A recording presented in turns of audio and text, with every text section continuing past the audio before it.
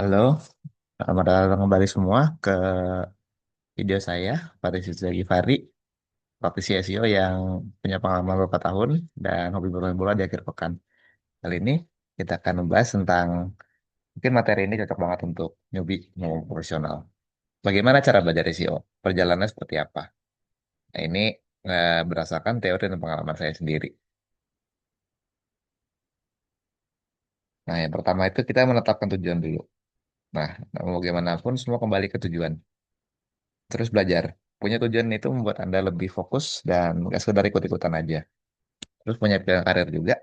Apakah hanya untuk pengetahuan tambahan aja atau ingin dijadikan profesi utama? Lalu motivasi dan ketekunan. Tujuan yang kuat itu adalah bahan bakar utama saat menghadapi algoritma yang terus berubah dan juga ada kesulitan ketika sedang belajar.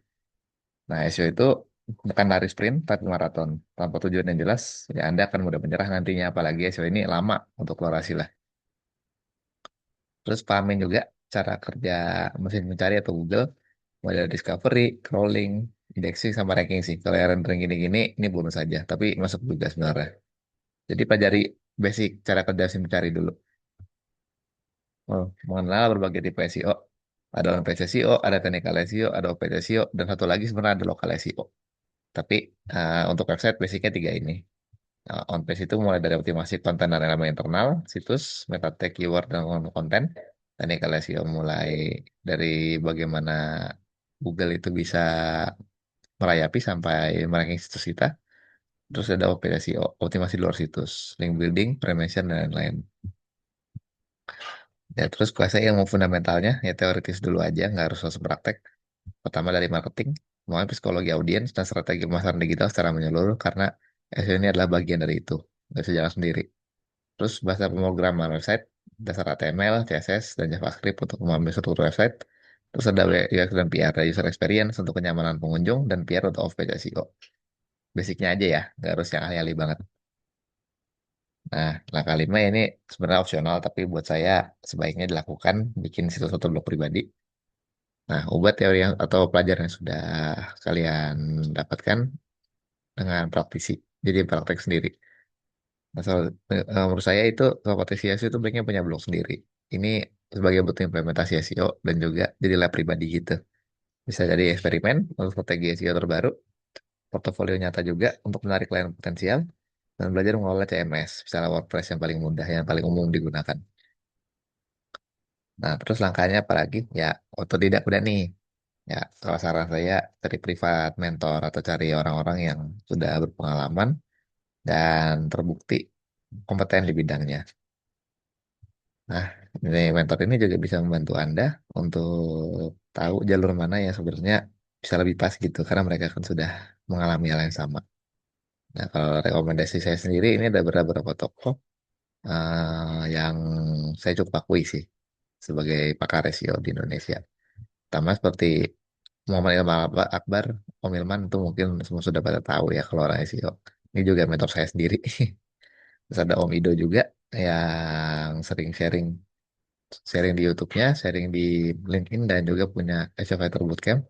Terus ada Mas Jo juga, praktisi SEO senior dari Ruang Guru. Sekarang ya saya kurang tahu ke tempatnya.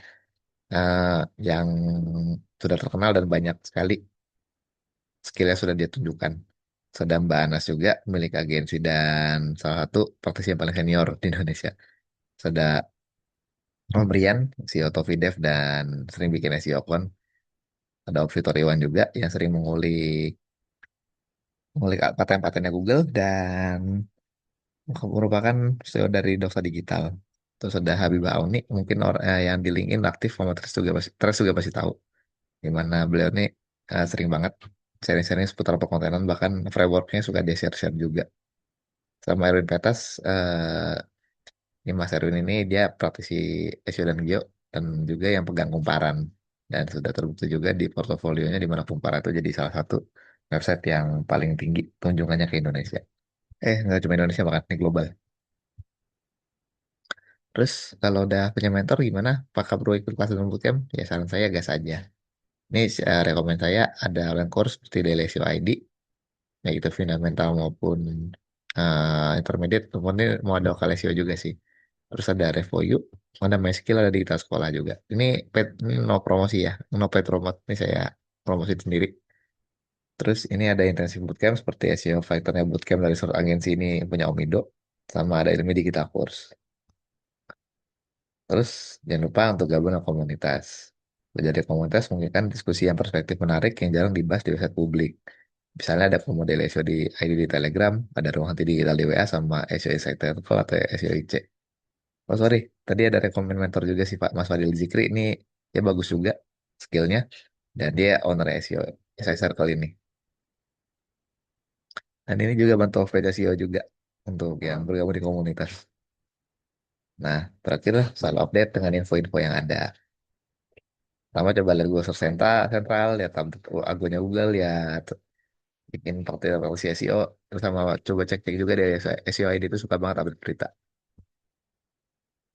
Terus ya bisa ikut event dan ikut kelas privat juga, mentoring eksklusif. Yang belajar lebih intensif, kelas privat ada solusinya. Kalau event tuh yang ada SEO Con, ada SEO Summit, ada Google Search Central, ada kalau RHD, yang event RHD kalau nggak salah sih digital marketing secara keseluruhan, tapi dia buka buat SEO juga. Terus kalau privat bisa privat juga bersama saya. Nah, saya buat belajar SEO, ya jangan tunda yuk mulai lagi langkahnya kamu untuk belajar. Bisa hubungi saya melalui farisiuza.com nanti. Kita akan bisa janjian untuk privat SEO. Untuk kelas saya sendiri bisa fleksibel kapan aja.